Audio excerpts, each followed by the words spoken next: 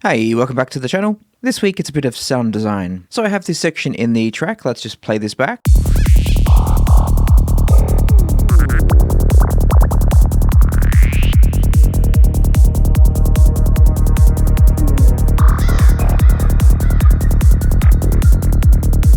So you can hear that entire section is, well, I would think of two words. It's quite dark, and also it's very organic sounding. So I want to add a bit of contrast there. And what's immediately coming to mind is some kind of a metallic kind of sweep thing. I can't quite think of the correct adjective right now, but by the time the thumbnail is displayed, I'm sure there'll be a adequate adjective instead of metallic thing. So with that in mind, let's listen back once more and consider where we want to place that. There should be two considerations really. It shouldn't be overlapping any other sound, and it should also be in a space where you're expecting a sound, in basically like a call response type of arrangement.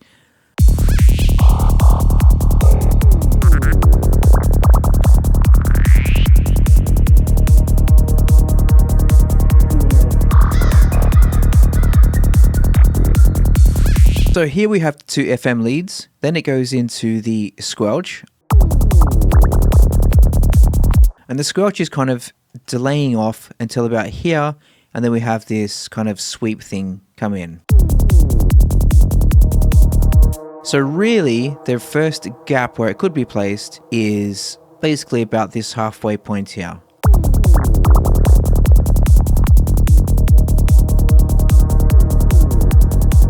But I think I want to let that tail ring out a bit more, and then instead we'll place it right here. And I know that's when the horn, or whatever you call that sound, starts to come in, that dark pad. But it doesn't get to full volume till around here, so I still think there's a bit of room. But it's not set in stone, obviously, we can move that around. It's just a bit of a guide for now.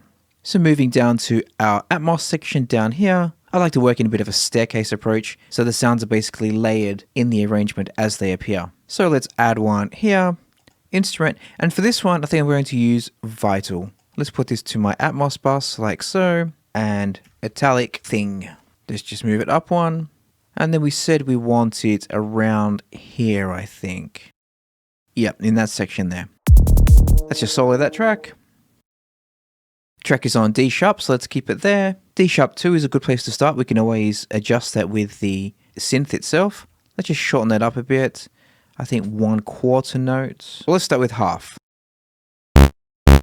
Obviously that's incredibly loud. Let's turn that down. Right, now for this, I'm going to stick with basic shapes. I'm going to select a saw though, like so. And I'm going to use the random amplitudes. Now for those who don't know what this does, if we add an EQ on, doesn't matter, let's just put Pro Q3. So if we play back just a standard saw, we have the fundamental and then all the harmonics as you can see here. But if we randomize the amplitude, the level of each of these harmonics is going to be randomized.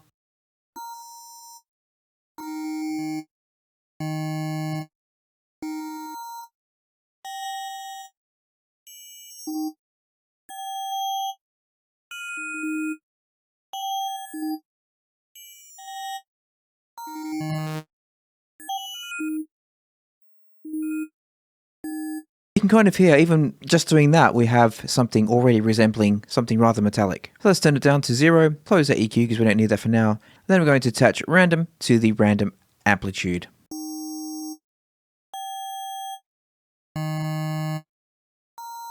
So now every time we play back a new note, it is then randomizing those harmonics like I just showed. Let's turn up the spread. You probably already have that at maximum on yours. I have mine down as a default. Then we'll turn on the filter. Analog is fine, but let's make it a bandpass. Put this on 24 dB.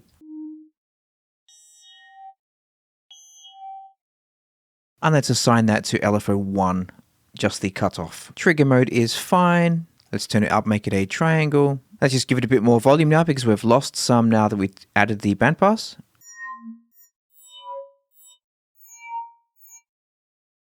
I'm just going to invert this random amplitude. It shouldn't do too much, but I just want the majority of time to be in the upper part rather than ever going down to a saw. To be honest, that shouldn't matter too much anyway because it's completely random, but just in case. Now let's head over to our effects. I already have delay on. Let's turn the mix up. It's quite a high-pitched sound, so let's ensure that the high frequencies are covered.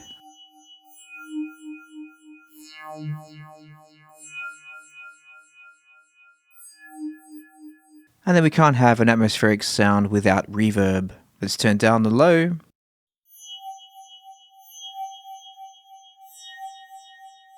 Let's add a compressor before that, just to make sure that the highs are coming through.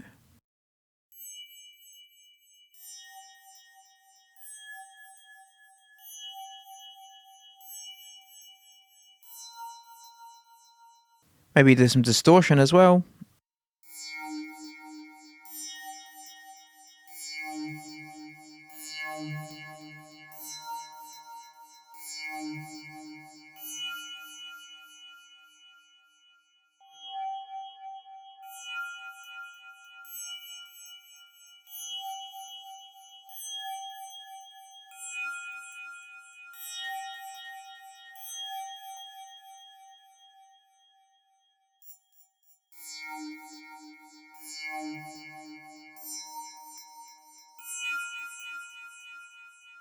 Let's now cut out some of the lows. We can drop that EQ down to the last stage, put a low cut on.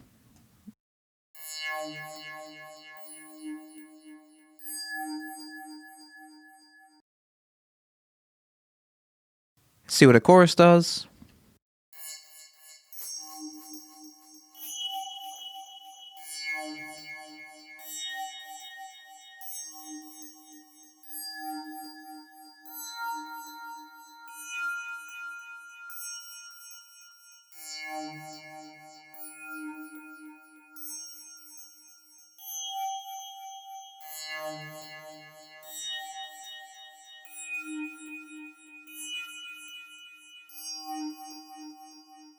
Let's hear it now in context.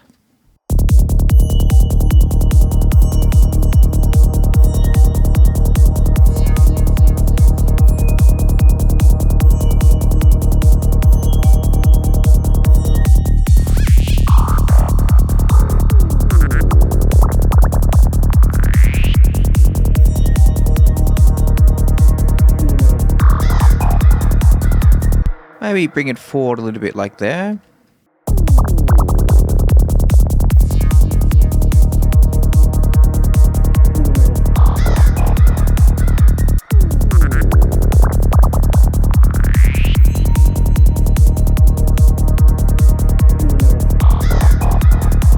Okay, that's getting there, I think. Let's see what else we can do to it. So I think playing with the pitch is going to have an impact. So let's go to LFO 2 and put this onto pitch. Now, for this one, we're going to set up basically the same as the random. So when we're using random as the modulator, that is essentially a note on random. We can do the same with a LFO, and that is done by, on tempo, choosing freeze. Now, every time a new note is triggered, that is going to trigger a random velocity in the LFO.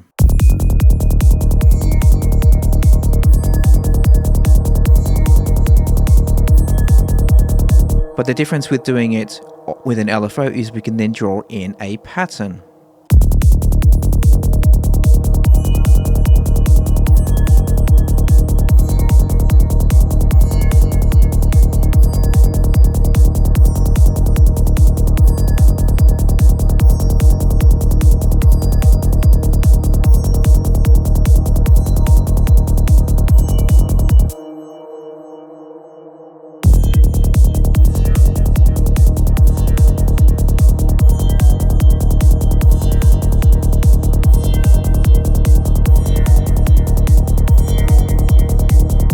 I think some of those gritty ones, the lower end of the spectrum, sound awesome.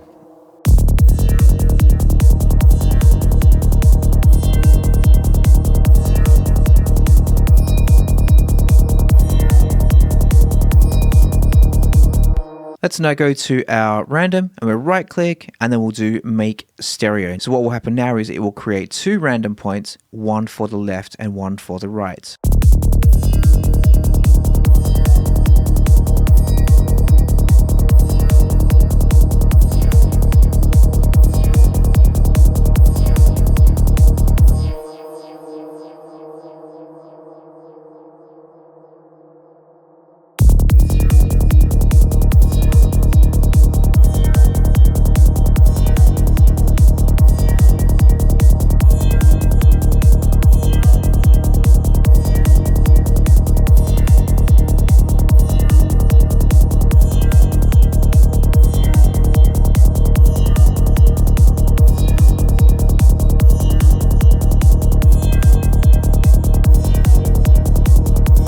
Let's also do the same to, well, first we'll do it with the pitch. This may or may not work.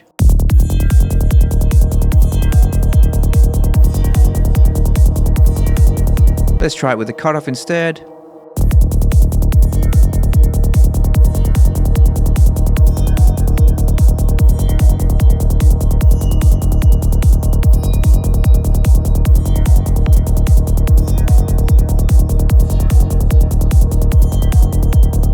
So almost there. Let's go back into our effects and see what else we can do. Filter, no. Flanger, that could have an impact. Currently before the delay, that's good.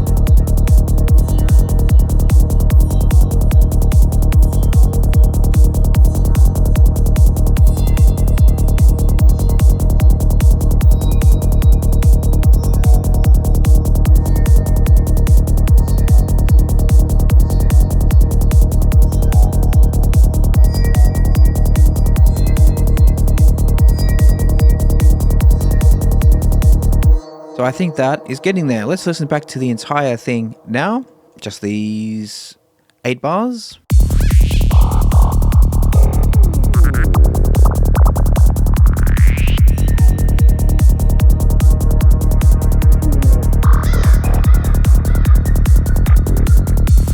So it's almost there. I just want to do one more thing. Let's add another one just there, shorter one.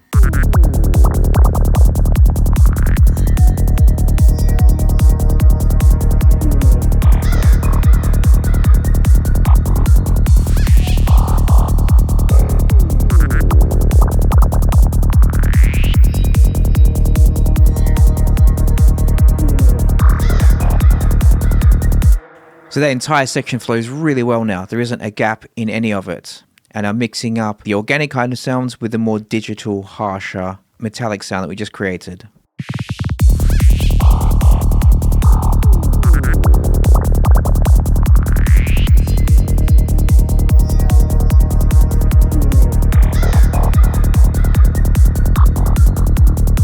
And let's just try one final thing. Let's attach the LFO1 to the bandpass and high pass.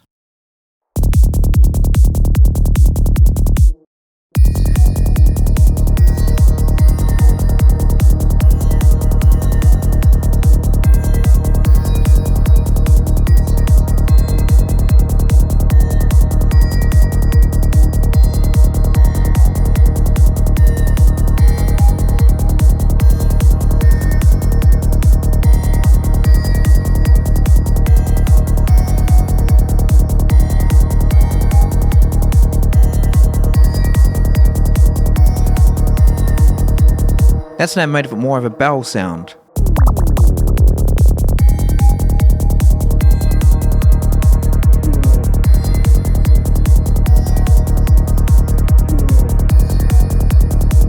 I'm not quite sure if I like that or not, so let's add a macro, and this one was on the filter 1 blend, which is on mod matrix slots 4, so mod matrix 4 amount. Let's turn this down, and then we'll turn this up like so. So now when we'll just call it something. I'm going to call this bell. So now when it's down, it's not having that bell impact. But when we turn it up,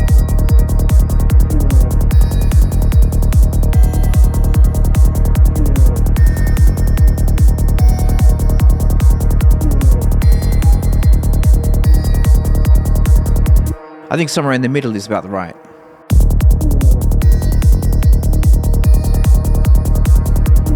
So that's it for now. That's it for this preset. I hope you enjoyed that. I hope you were able to follow along. And I'll see you shortly with something else. We'll see you then. Bye.